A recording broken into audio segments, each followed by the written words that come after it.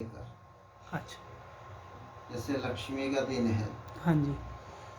लक्ष्मी का दिन है और लक्ष्मी कैसे आए जी। और लक्ष्मी आएगी कैसे, हम्म, बहुत विशेष चीज़ है। सबसे पहले हमारे में क्या होता है, कनागत आते हैं और कनागत खत्म हुए फिर नवरात्रे आते हैं और नवरात्रे जब आते हैं उन कन्याओं में के चरणों में सबसे बड़ी शक्ति होती है। बच्चे भगवान का रूप होते हैं। जब आते हैं तो वो खुशियाँ लेके आती हैं कन्याएं, और जब जाती हैं सब कुछ लेकर चली जाती है, हंसी खुशी। उन कन्याओं के जाते साथ हमें तुरंत क्या करना है, कोई बाहर का व्यक्ति अंदर ना आए और हमारे अंदर का व्यक्ति बाहर ना जाए। और ये विशेष ध्यान रखना कि झाड़ू या कोई कपड़ा अंदर की तरफ, मेन गेट से अंदर की तरफ, कमरे की तरफ अपने लगाना उसको। उन नव दुर्गा में लक्ष्मी भी होती है ताकि लक्ष्मी हमारे घर में आए जाए ना, रिद्धि सिद्धि ये होती है। इतनी देवियाँ होती है, ये कन्या में आती हैं। फिर उसके बाद में हम क्या करते हैं, फिर ये त्यौहार ख़त्म होने पे नवरात्रों का विजयदशमी के बाद फिर हमें आपको क्या करना है, एक बंधनवार, बंधनवार में बहुत शक्ति होती है। बंधनवार कोई ऐसा ना खरीदो जिसमें लक्ष्मी गणेश छपे हुए हों। और लक्ष्मी गणेश अगर छपे हुए होंगे फिर आप क्या कहते हो, मेन गेट पे आपने लगा दिया कि लक्ष्मी आएगी, दिवाली का दिन है, मेन गेट पे लगाया। ये नहीं पता फिर पंडितों पे चक्कर काटोगे, पंडित जी ऐसी अपना दिवाली है, दिवाला निकाल गई। बंदरवार जो हम लोग सजावट के लाते हैं, सजावट के उसमें लक्ष्मी गणेश लिखा होता है। लक्ष्मी गणेश छपे हुए होते हैं। हाँ जी। उनका हाथ यूँ होता है, हाँ जी। हाँ जी। लक्ष्मी गणेश का। जी। अगर ऐसे हाथ वाले बंधनवार में ये होंगे तो ये समझ लो घर का रिद्धि सिद्धि सब बाहर निकल जाएगी, ये जोड़ी हुई होगी। लक्ष्मी का भी हाथ अगर यूँ है तो वो भी घर की लक्ष्मी भी बाहर वाले सामने वालों को मिलती रहेगी, तुम्हें नहीं मिलेगी। फूल पत्तियों का ध्यान रखो बस। और जिसमें शुभ लाभ लिखा होता है, शुभ लाभ, खाली शुभ लाभ लिखा हुआ, कोई हाँ। तस्वीर नहीं है तो वो तो आप कर सकते लगा सकते हो, स्वास्तिक का निशान है, वो लगा सकते हो, अच्छा। मगर तस्वीर नहीं होनी चाहिए बस। तस्वीर नहीं होनी चाहिए किसी भी देवी देवता की। हाँ, तस्वीर तस्वीर नहीं होनी चाहिए। और दूसरी बात क्या है कि जो आप लक्ष्मी गणेश लगा सकते हो ना, आपको लक्ष्मी प्राप्त हो घर में, रिद्धि सिद्धि का भंडार भरे, फिर आप लक्ष्मी गणेश शुभ लाभ को या लक्ष्मी गणेश की तस्वीर को अंदर की तरफ लगाना। मेन गेट जो होता है उसके अंदर की तरफ मुख, और बाहर की तरफ उनकी पीठ हो। अच्छा। और 100% फिर तुम देखना कि घर का सुधार कैसे होता है। हमें हिंदुओं को ये नहीं पता लग रहा कि क्या करना है क्या नहीं करना, ये सब चीज़ें कुछ नहीं पता लग रही। एक हम क्या करते हैं, फूल पत्तियाँ ये जो है पुष्प वाला बंधनवार लगाते हैं, आम के पत्ते होते हैं, उनको भी ज़्यादा दिनों तक घर में टांग के ना रखो। ठीक है। अगर उनको टांग के रखा तुमने, क्या होगा, वो सूखते रहेंगे, तुम्हारे घर की संपत्ति भी सूखती चली जाएगी। कुछ तो मैंने ऐसे मकान देखे, दिवाली पे लगाए, जब तक कि दूसरी दिवाली ना आ जाए अगली जो है वो उतारेंगे नहीं उसको। मैंने कितनी कथाओं में ये सब चीज़ें जब नोटिस करी, देखा, मैं सबको यही बताता हूँ कि इनको ज़्यादा दिनों तक ना रखें वहाँ पर। ना रखो। ऐसी जैसे कथा में वो आप करवाते हैं आम के पत्ते तागे में कलावे में बांध के, वो भी ज़्यादा दिन नहीं रखने चाहिए। ज़्यादा दिन नहीं, क्योंकि फिर तुम क्या करते हो, जब वो चीज़ सूख जाती है जी। तो फिर दरिया में शक्ति होती है। हाँ। तुम दरिया में जिस टाइम डालते हो,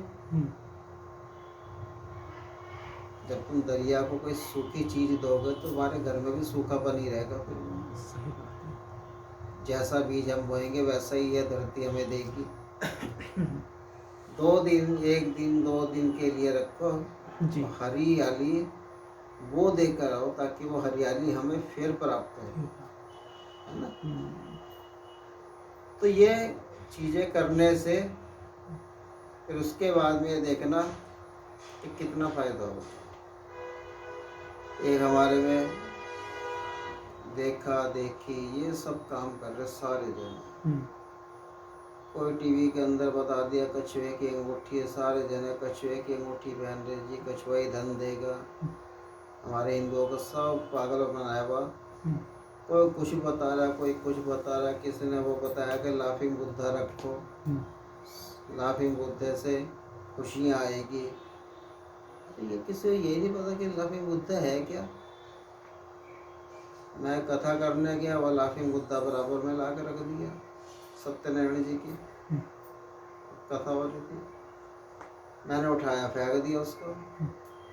हाँ पंडित जी क्या कर दिया, इससे तो अशुभ हो गया। मैंने कहा ये क्या अशुभ हुआ इसमें, इससे तो खुशियाँ आती है। मैं तुम्हें यही नहीं पता, वो देख के हंस रहा, तुम सोच रहे खुशियाँ आ रही इससे। अरे वो क्या चीज़ है लाफिंग बुद्धा? चाइना की एक किताब है फेंग शुई, सबसे पहले उसने लाफिंग बुद्धा भेजा और 4 सिक्के भेजे तांबे के। ये टोकटा था चाइना का। अच्छा उसके बाद में अपना क्या है, तुम सोच रहे खुशियाँ आ रही, ये हंस रहा। अरे मतलब ये सोच के हंस रहा कि चीन तो घुसा नहीं भारत में, मैं घुस गया। ये सोच के हंस रहा और तुम सोच रहे अपना, इससे ही खुशियाँ आ रही।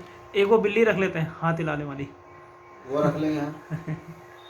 और दूसरी बात क्या है कि हमें ये नहीं पता कि हमारे यहाँ पर शक्ति कौन सी है। हमारे में वास्तु दोष को दूर करने के लिए विश्वकर्मा जी की फोटो है। विश्वकर्मा जी मेन है। और ये भी बहुत गहराई की चीज़ है, सोचने वाली। तो विश्वकर्मा जी की फोटो अपना लगाओ, इससे वास्तु दोष अपना दूर होता है। मेन गेट के अंदर की तरफ लगाओ उसको, जैसा भी मकान हो तुम्हारा, शेर मुहैना या तिकोन मकान हो, तुम विश्वकर्मा जी की फोटो जिस टाइम लगा लो, कोई वास्तु ये जितने जो दोष है ना तुम्हारे सब दूर कर देंगे सब। अब मुझे एक चीज बताओ कि विश्वकर्मा जी वास्तु दोष के लिए क्या करते हैं लोग? वास्तु दोष के लिए एक काम करते हैं 50-50 हजार रुपये, 2-2 लाख रुपये पैसा खर्च करते हैं लोग वास्तु के साथ। तो ये नहीं पता सोने की लंका थी, किसने बनाई थी? शंकर जी के कहने पे विश्वकर्मा जी ने। लंका का नाश नहीं हुआ था क्या? तुरंत हो गया था उद्घाटन करते ही। लंका का नाश हुआ था। विश्वकर्मा जी वास्तु के देवता हैं। और दूसरी बात क्या है कि कारण जानो क्यों नाश हुआ था उसका। मैं सबको कहता हूँ हर घर के अंदर एक विभीषण होना चाहिए, हर घर के अंदर। कैसे? जब समुद्र लांगा, सब देवता उतर के आते हैं राम जी के पास। सब देवताओं ने कहा प्रभु मारो रावण को, तो 100 योजन का समुद्र भी लांग लिया आपने। तो राम जी ने क्या जवाब दिया? तुम तो स्वार्थी हो, कैसे मारो रावण को? नहीं मार सकता। उन्होंने क्या कहा, देखिए उस लंका के अंदर मेरा भक्त रहता है विभीषण, अगर मैंने उसके होते हुए रावण को मारा, मेरे भक्तों का अपमान होगा, विश्वासघात होगा भक्तों के साथ। हाँ, वो किस तरीके से निकल जाए लंका से, फिर मारूंगा। और अंदर लंका के अंदर लीला रचती है। क्या लीला रची? उस विभीषण की बेइज्जती हुई भरी सभा के अंदर। जी। भाई ने लात मारी रावण ने विभीषण के। तो विभीषण ने क्या कहा, भैया ये आपने अच्छा हुआ, अब मैं जो जिस राम के नाम लेता था तुम्हारे इन चरणों से, उन्हीं राम के दर्शन करूंगा। और रावण ये सोचता था कि मेरे पास शंकर जी की शक्ति है, कोई बाल बाका नहीं कर सकता। और जब विभीषण जाने लगता है पीठ दिखाकर, उसी टाइम से शंकर की जितनी शक्तियाँ थी विभीषण के पीछे पीछे लग लेती हैं। और जब विभीषण लंका से बाहर कदम रखता है तो लंका वासी सारे आयुहीन हो जाते हैं।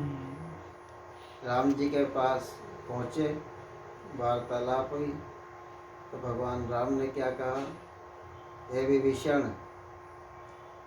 कोई मेरा तो अपमान कर ले, मगर जो मेरे भक्तों का अपमान करता है वो मुझे बर्दाश्त नहीं होता।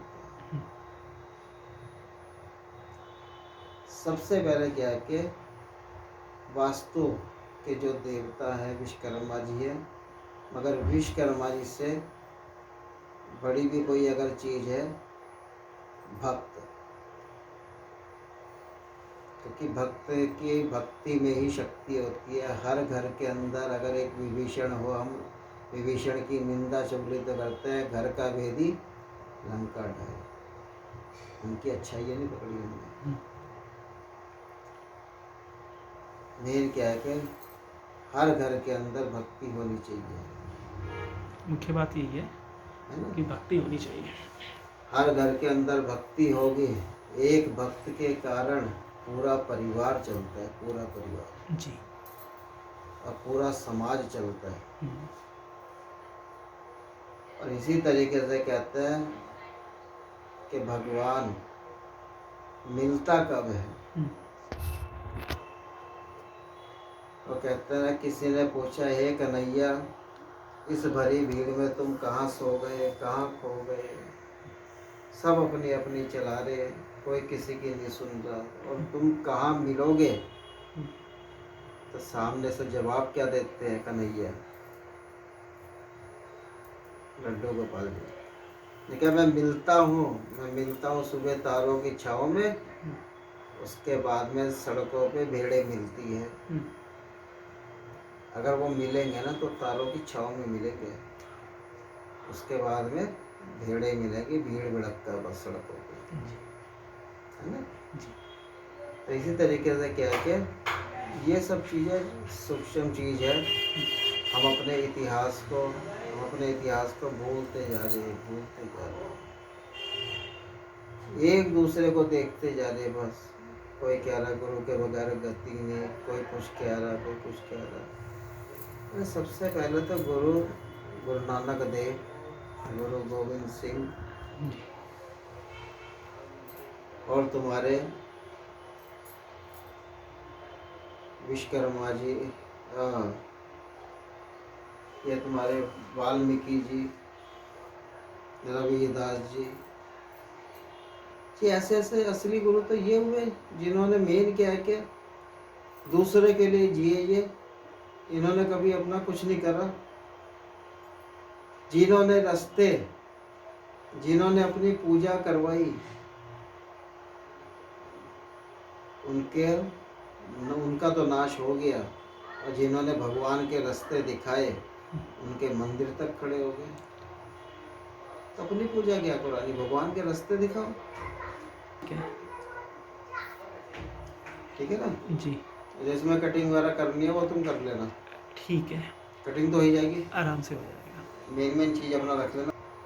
ये तो मैं पता क्या है, ये तुम्हारे काम भी आएगी। हाँ मैं तो उसका लाभ उठा। हमें ये लक्ष्मी प्राप्ति की बहुत बढ़िया चीज़ है ये। अच्छा लक्ष्मी प्राप्ति के लिए ऐसी ऐसी चीज़ें होनी चाहिए। जी जी जी। हम देखा देखी जो काम कर रहे हैं ना, ये तुम्हारा क्या है होती है। ये हम भी आएंगे, छोटी दिवाली बड़ी दिवाली, और फिर उसके बाद में गोवर्धन आता है। अभी हम भी बैठे हैं, यानी कि उसमें उलझे हुए। और क्या कारण है कि गरीब से गरीब व्यक्ति भी हमारे हिंदुस्तान में वो भी इतने त्योहारों को झेल लेते हैं। कभी कारण नहीं जाना क्या है? तो भारत को तबाह करने के लिए आज मैं तुम्हें एक चीज विशेष चीज बताता हूँ, मगर हम लोगों को इस समझ में कभी नहीं आ सकता। इतने त्योहारों को हम कैसे झेल लेते हैं, ये सुन लो क्या कारण। गणेश जी गरीब के घर में है, रिद्धि सिद्धि का भंडार लेके बैठे हैं, उनका हाथ यूं है। लक्ष्मी जी गरीब के घर में है, वहाँ लक्ष्मी का भंडार है, गरीब के घर में भी त्योहार खुशी खुशी बनता है, उनका हाथ यूं है। देवी देवताओं का हाथ यूं नहीं है, देवी देवताओं का हाथ यूं है। हमारी संस्कृति दर्शाती है। भाई इतने त्योहार मनाते हैं, ये किस तरीके से झेल लेते हैं, सारे खुश रहते हैं। अब उन्होंने कहा सबसे पहले तो एक काम करो, इनको बर्बाद ही करो।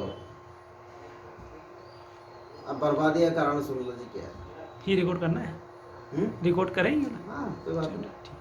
अब बर्बादी का क्या कारण है, इनकी तस्वीरें सब बाहर निकलो, तस्वीरें इनकी सब बाहर निकलो,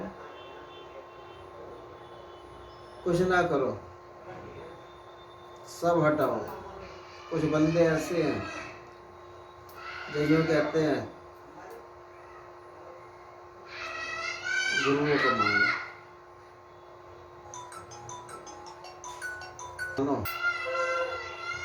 मैंने शायद आपको बताया, गुरुओं से पहले एक मंत्र आता है, गुरुर् ब्रह्मा गुरुर् विष्णु गुरुदेवो महेश्वराय गुरु साक्षात परब्रह्म तस्मै श्री गुरुवे नमः।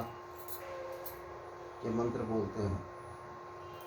फिर उसके बाद में अपना क्या है कि 5 नाम दिए जाते हैं, कान में फूके जाते हैं। अरे क्यों कान में फूक दे, प्रचार करो उसको। जब भगवान ने कोई चीज नहीं छुपाई, तुम क्यों छुपा रहे? ये धरती भगवान छुपा लेता तो संसार होता, सूरज भगवान छुपा लेता प्रकाश होता। जब हरे राम हरे कृष्णा की धुनी चैतन्य महापुरुष जी ने जब ऊर्जा पैदा करी, जगह जगह जगह जगह फैली गई, उन्होंने नहीं छुपाया। हमें सबसे पहले क्या है कि इन चीज़ों को समझना है और इनकी तरफ ध्यान देना है। हमें ये नहीं पता लग रहा कि हमें क्या करना है। कहीं ना भागो, ना गद्दार किसी का होता है, ना गद्दार का कोई होता है जो अपने धर्म का नहीं हुआ। जब तुम भगवान को छोड़कर उन गुरुओं की शरण में चले गए, जब भगवान को तुमने धोखा दे दिया तो गुरु को भी धोखा तुम कब दे दोगे पता ही नहीं। पाप पुण्य ये क्या होता है, पाप पुण्य क्या है ये मैं तुम्हें समझा रहा कि जब तक आपने मूर्ति नहीं लगाई घर के अंदर, वो पाप नहीं है। जब तक आपने गुरु नहीं बनाया, वो पाप नहीं है। पाप क्या है? पाप ये है कि जब आपने गुरु बना लिया, उसके पथ पे ना चलना, वो सबसे बड़ा पाप है। गुरु क्या दर्शाते हैं कि झूठ बोलना पाप है। हमारे में कहते हैं नदी किनारे सांप है। अब सारे काम झूठ से ही हो रहे। सच बोलेगा जूते पड़ेंगे, और नदी किनारे सांप भी नहीं है। है ना? तो इसी तरीके से क्या है कि मंदिर आपने घर में बना लिया, मकान तो आलीशान बनाते हैं, मंदिर कौन सा लेके आएंगे? लकड़ी का। भगवान के लिए जगह नहीं है, तो मंदिर में मूर्तियां पड़ी रहेगी। और दूसरी बात यह है कि उसका भोग नहीं लगाते, उसका भोग ना लगाना, उसकी पूजा पाठ ना करना, वो सबसे बड़ा पाप है। आप कुछ ना करो, आप सबसे पहले तो एक काम करो, माँ भोग दूध चाय कुछ भी तुम बनाते हो, एक आदत भगवान की तरफ बना लो। जैसे तुम भगवान को चढ़ाओगे वही चीज़ आपको मिलेगी, है ना? जय हो। जय।